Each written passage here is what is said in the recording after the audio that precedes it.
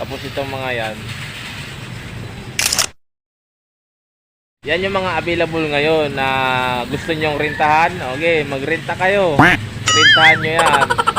May plano kayong maglipat ng bahay. Ayan.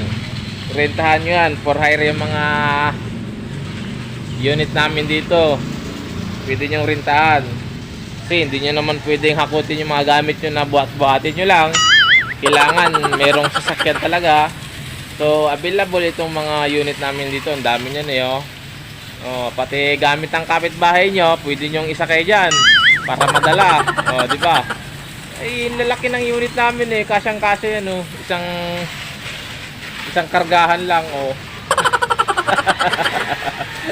Hindi, totoo nga. For rental yung mga unit namin dito. Oh. Kung nagbabalak kayo na maglipat bahay or nag-oopisina naman kayo, magre-retire na kayo, bali may mga gamit kayo sa office ninyo na hindi nyo kayang dalhin bitbitin, pwede nyo rentahan itong mga unit dito. Yan, pwede kayong magrenta para kunwari may mga sa opisina nyo, mayroon kayong mga door box. Ganun. Ay,